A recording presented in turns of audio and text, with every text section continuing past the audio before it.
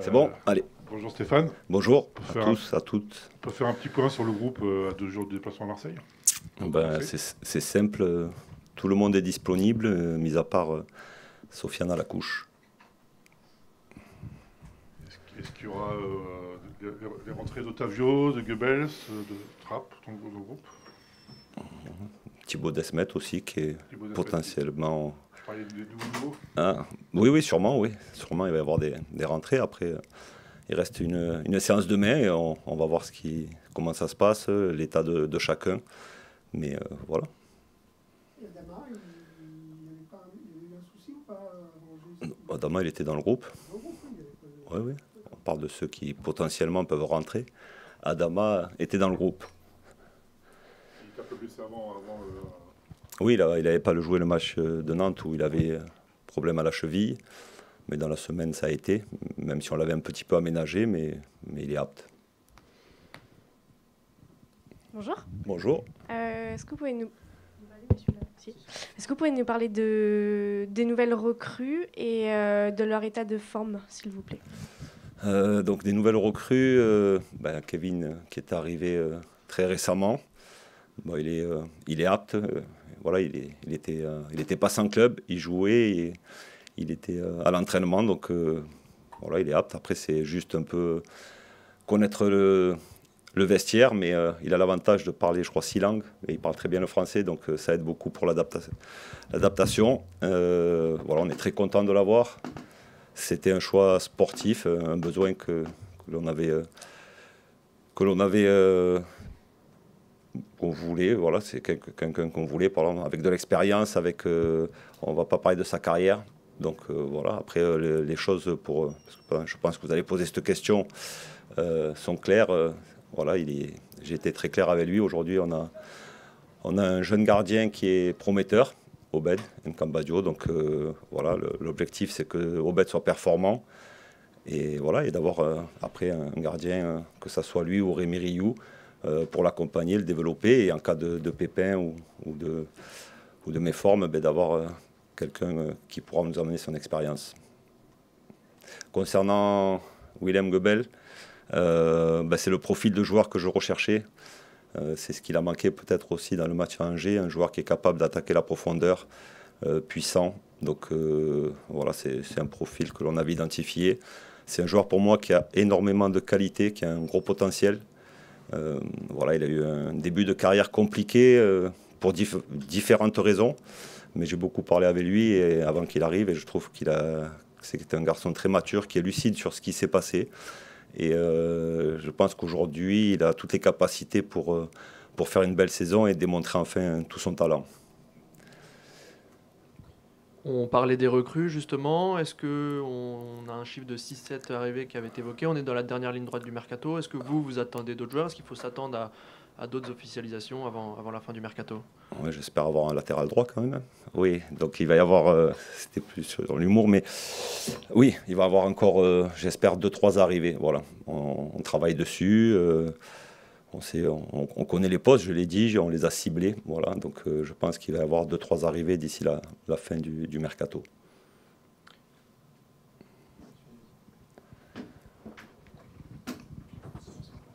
Bonjour, il paraît que vous cherchez un milieu de terrain. Est-ce que Adrien Rabiot vous intéresserait?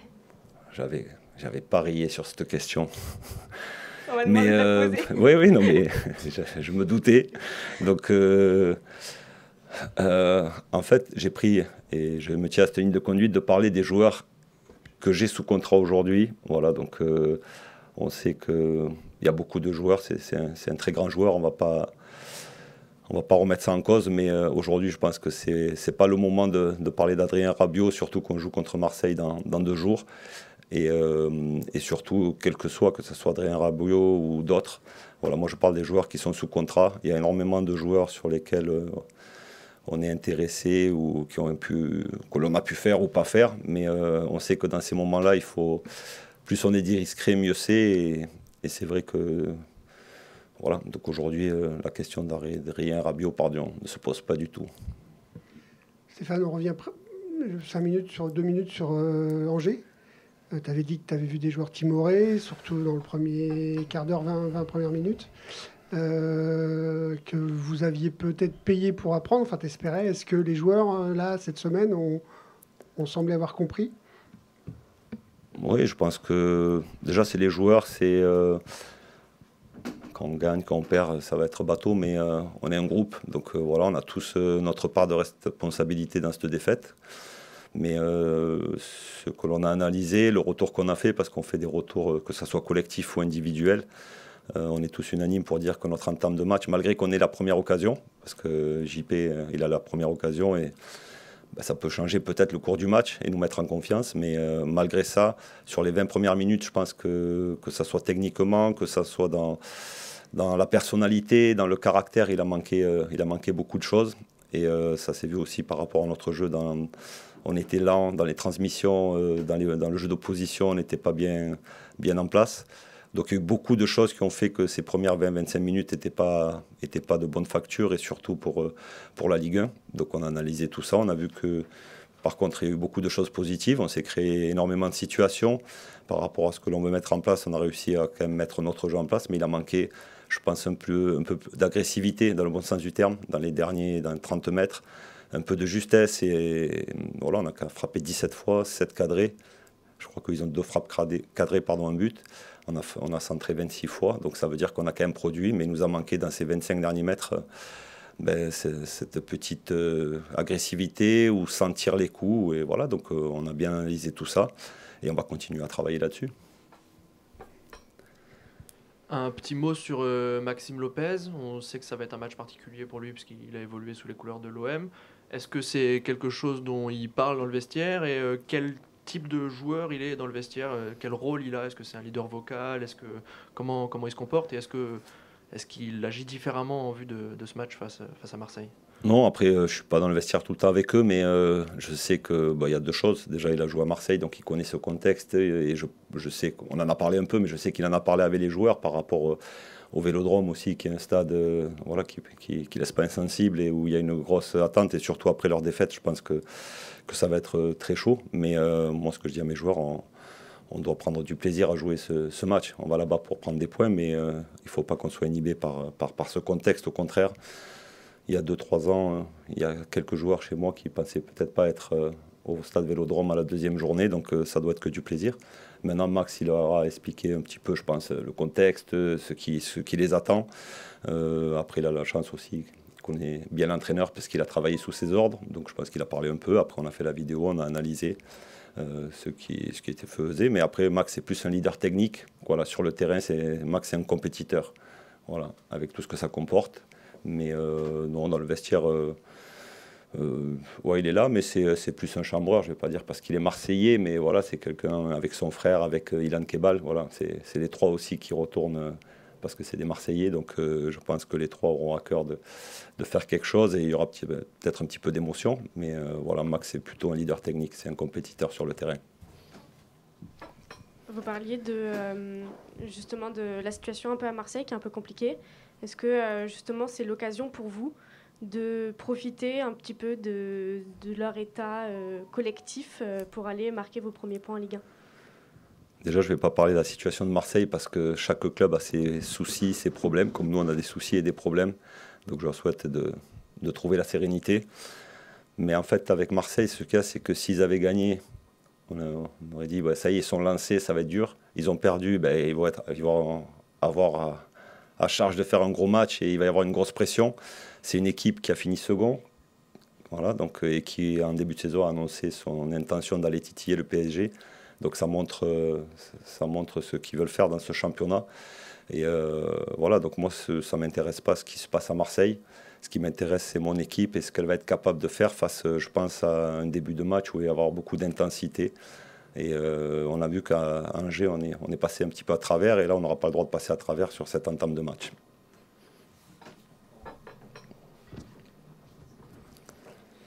Bonjour. Bonjour. Arthur Lacousse pour RTL.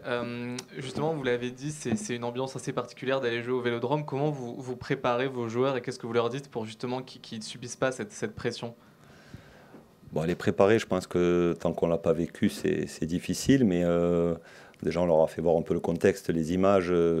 Voilà. Après, avec le son, c'est ce que j'avais fait il y a 2 ans quand on est allé jouer à Saint-Étienne. dans la vidéo d'avant-match, j'avais mis les chants des supporters. Alors c'est peut-être anodin, mais à un moment donné, ça les a surpris dans la causerie. Voilà ce qui va vous attendre. Mais après, moi je pense, c'est ce que j'ai dit, c'est j'attends beaucoup de personnalité parce qu'il va y avoir une atmosphère vraiment hostile pour nous, je pense, comme toutes les équipes qui viennent. Mais moi, voilà, de la personnalité, de la détermination et du courage quelque part. Voilà. Moi, je veux qu'on aille là-bas. Comme on dit souvent, s'ils sont meilleurs que nous, tant mieux. Mais qu'on n'ait pas de regrets. Moi, après Angers, j'ai des regrets. Et ça me dérangerait encore d'avoir des regrets après ce match. S'ils sont meilleurs, tant mieux. Mais il va falloir qu'ils soient bons parce qu'on va là-bas pour les contrarier, pour les mettre en difficulté. Donc, à nous d'être bons. Est-ce qu'on peut s'attendre à des changements dans l'équipe? C'est qu'à Angers, certains n'ont pas été forcément à l'auteur. Là, tu as un peu plus de possibilités. Donc, il y a des changements... Même tactique, est-ce que... Voilà, par exemple, est-ce que tu vas tenter des choses particulières? Vous voulez vraiment cette défense à 3. La semaine dernière, vous l'avez posée, encore là. Il peut y avoir des changements, il peut y avoir... mais ça ne changera pas notre façon de jouer, notre animation offensive, et voilà. Après, est-ce qu'il va y avoir des changements de joueurs? Vous doutez bien que je ne vais pas vous le dire ici. Mais il se peut qu'il y ait des changements, parce qu'aujourd'hui, comme on l'a dit, il y a 4 joueurs qui rentrent dans le groupe. Donc... on va voir demain, on va voir la forme et après, par rapport aussi au profil des joueurs, parce que d'un match à l'autre, c'est pas que la performance. Bien sûr, il y a la performance, mais en fonction de ce que l'on pense que va proposer l'adversaire, il y a des profils de joueurs qui sont peut-être plus aptes, des joueurs de profondeur ou joueurs de pied ou des joueurs qui sont en capacité de garder le ballon, quoi. Je prends plusieurs exemples. En fonction de ce que j'ai identifié, on fera des choix par rapport à certains profils et aussi aux performances, bien sûr. Tu ne répondras pas à la question, mais est-ce que c'est le bon match pour lancer Otavio? On verra. Je ne sais pas s'il y a un bon match. Je ne sais pas, ça dépend de la performance du joueur. Est-ce que c'est un bon match? Est-ce que lui, déjà, il est prêt? Oui, il est prêt, oui. Il est prêt à... Physiquement, il est prêt. Il a suivi les principes. Oui. Après, il n'est pas, on va dire, à 200% parce que tous les principes, il connaît la majorité de nos principes. Comme je dis, quand chaque joueur arrive... je pense que j'ai passé un stage d'1 heure avec lui par rapport à... On a toutes des vidéos de ce qu'on veut mettre en place. Donc il a vu, il a anticipé, on y a donné pour le vocabulaire. Donc il a les bases. Voilà. Après, il faut le vivre, voilà. Mais on verra ce qu'il est apte. On verra demain la décision que je vais prendre. Stéphane, on ne va pas dire que c'est la première fois que tu vas au Vélodrome parce que tu as dû y aller comme adjoint. Avec Sochaux, avec Grenoble. Voilà. Mais toi, Istres, je crois aussi. En tant qu'entraîneur du Sud, c'est l'OM, voilà, qu'est-ce que ça représente, voilà, comment tu dans ton vécu d'entraîneur et même d'amoureux du foot. C'est sûr que c'est un stade qui laisse pas insensible. Maintenant, j'ai pas été énormément dans ma région de Nîmes depuis ces 20 dernières années. Donc, j'étais beaucoup à l'étranger. J'étais en France, j'étais à Sochaux, à Grenoble. Donc, voilà, après, c'est une ville, c'est une équipe qui vit c'est une ville qui vit pour son club. Et on le voit, voilà, il y a une ferveur qui est incommensurable, avec énormément de folie. Et c'est ce que je dis à mes joueurs. Voilà, dans ce stade, il peut tout se passer, donc qu'on soit prêt. Mais me concernant, c'est un club du Sud, mais moi je suis Nîmois, donc ça m'affecte plus de voir Nîmes Olympique là où il en est aujourd'hui que Marseille. Bonjour coach, c'est Antonio Torres de l'agence de presse espagnole EFE. Dans quel état se trouve le dossier d'Amari Traoré? Donc en fait, c'est ce que je disais. On m'a posé une question sur Rabiot, on m'a parlé. Moi, je ne parle pas des joueurs qui ne sont pas sous contrat. Voilà. Aujourd'hui, il y a beaucoup de choses qui ont été dites, beaucoup de noms qui ont été sortis. Et aujourd'hui, voilà, c'est un joueur comme d'autres qui sont intéressants, qui ont un profil intéressant. Mais moi, ce qui m'importe, c'est les joueurs que j'ai à disposition demain pour Marseille.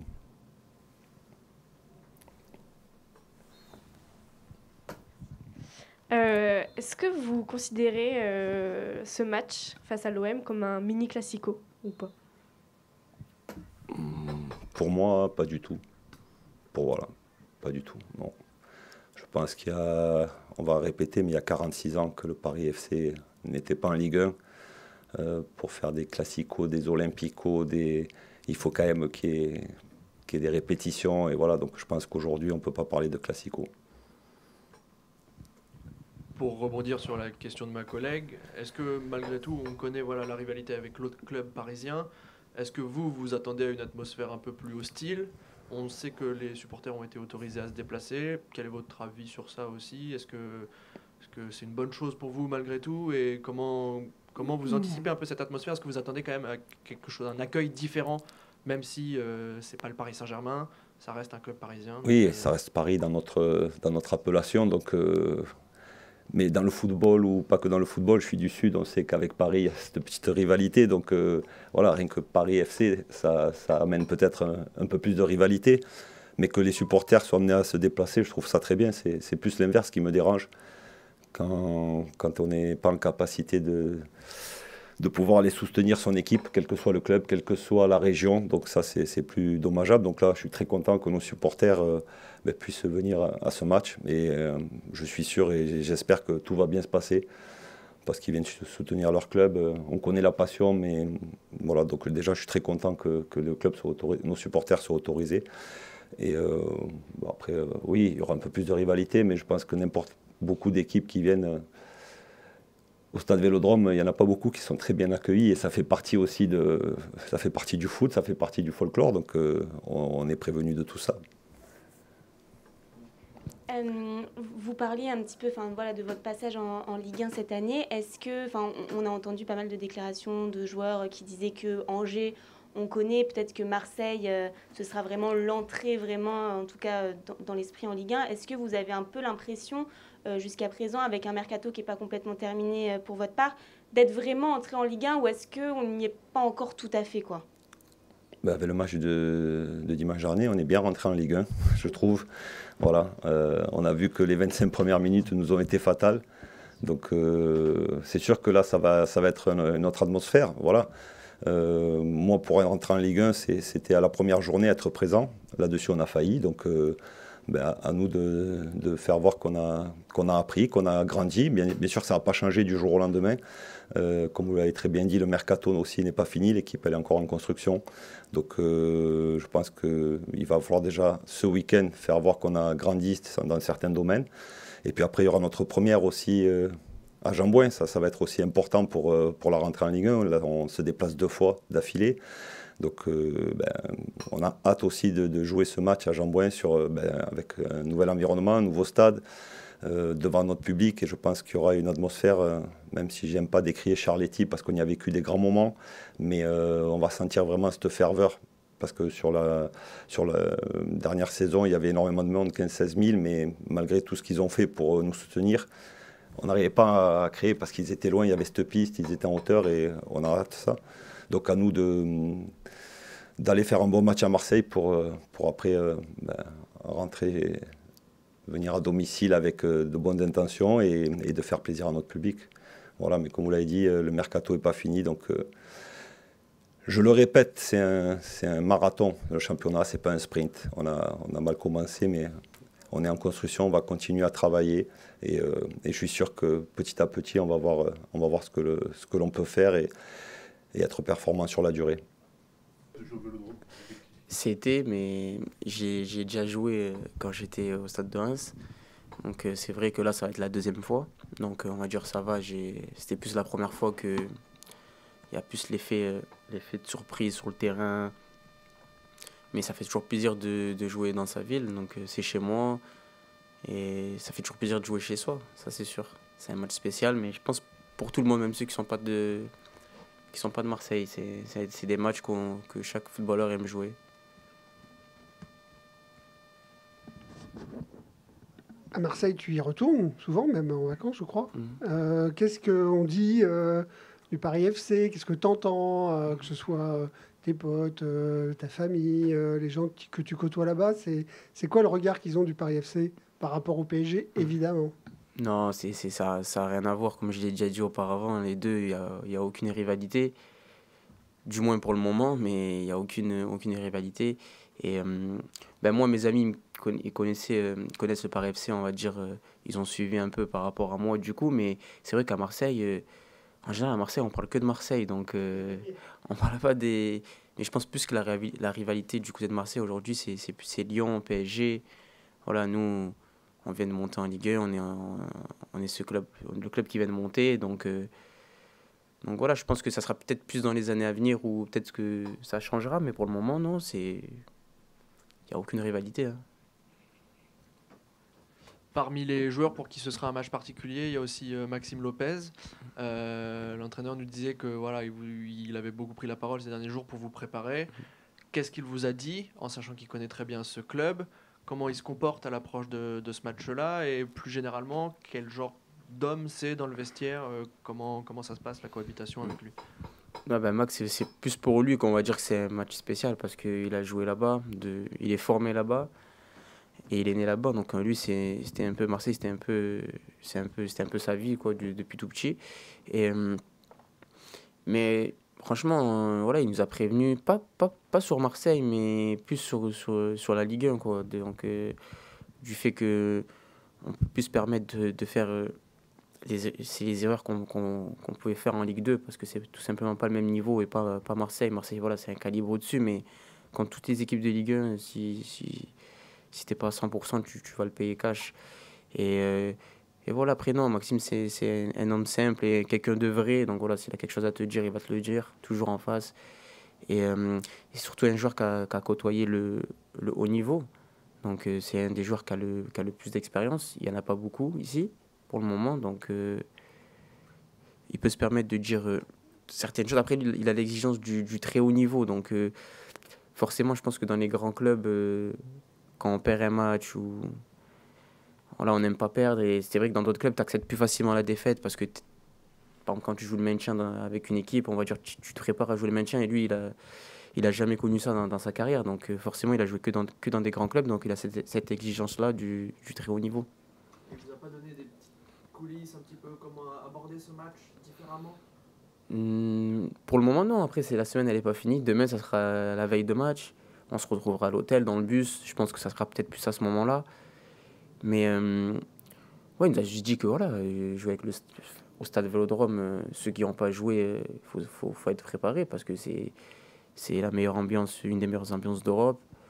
Mais je pense que normalement, chaque footballeur veut jouer au foot pour jouer dans des stades comme ça. Donc, tout simplement, voilà, il nous a juste préparé pour dire les gars, voilà, c'est un stade qui peut... Il y aura de la pression, mais il faut jouer notre football, tout simplement. Mais on n'a pas encore pris la parole là-dessus, et plus je pense, dans les jours à venir.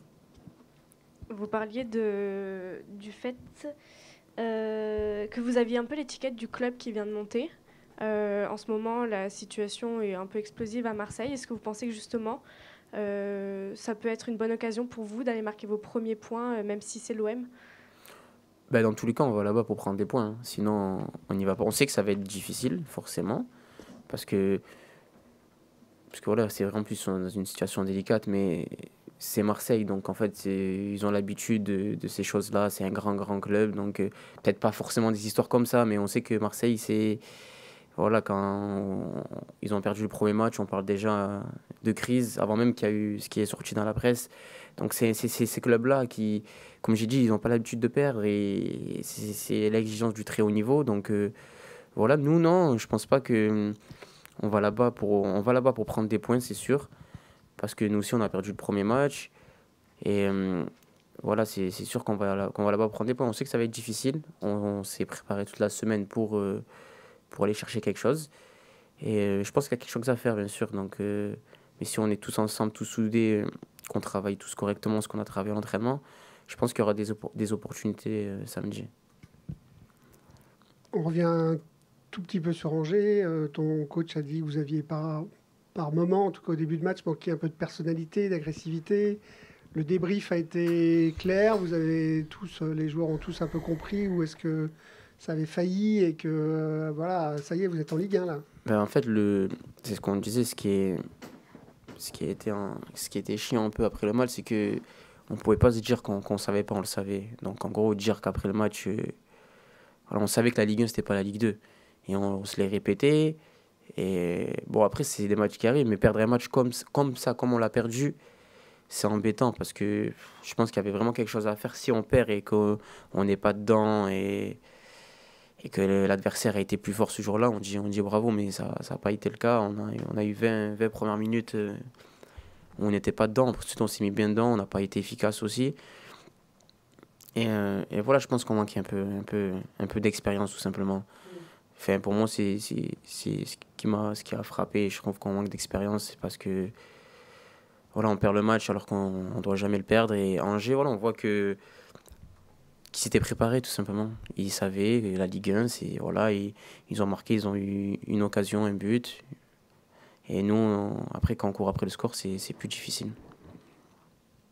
Et justement, tu disais que vous manquiez peut-être encore un petit peu d'expérience. Là, jouer l'Olympique de Marseille en deuxième match de Ligue 1, est-ce que tu as l'impression que ça va vous projeter un peu encore plus dans le grand bain, quoi? Ben, je pense qu'on a besoin de ce genre de match. Déjà, je pense que le match d'Angers nous a fait du bien parce qu'on a fait une très bonne prépa. Mais comme je dis toujours, les matchs amicaux, c'est pas la compétition. Donc, c'est pas la même pression. On joue pas de la même manière. Et on n'a pas été mauvais. On a fait un bon match. Sauf qu'on met 15-20 minutes à rentrer dans le match. Mais quand on prend ce premier but, après, pour revenir au score, comme j'ai dit, c'est plus difficile qu'on arrive à faire l'année dernière en Ligue 2. On était capable de remonter le score. Et là, courir après le score, on sait qu'en Ligue 1, c'est pas la même chose.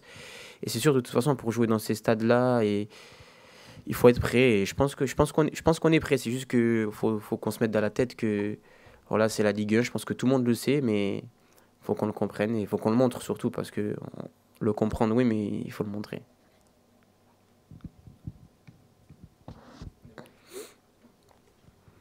Est-ce que, pour rebondir encore une fois sur ce match qui est un peu particulier, est-ce qu'il y a...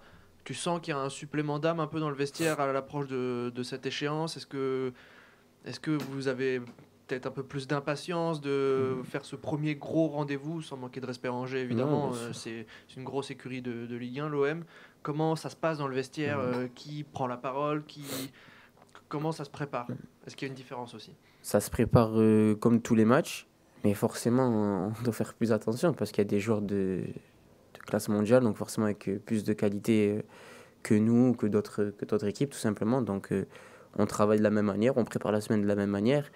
Et après, forcément, des fois, ça peut être inconsciemment ou... Oui, bien sûr que peut-être on donne tout à 100% à chaque match, mais peut-être que dans des matchs comme ça, peut-être faut être à 100%. On n'a pas le droit d'être à 98%, tout simplement. Si on veut aller chercher quelque chose, il faut qu'on soit tous à 100%. Si on est à 90%, ces matchs-là, ça passe pas.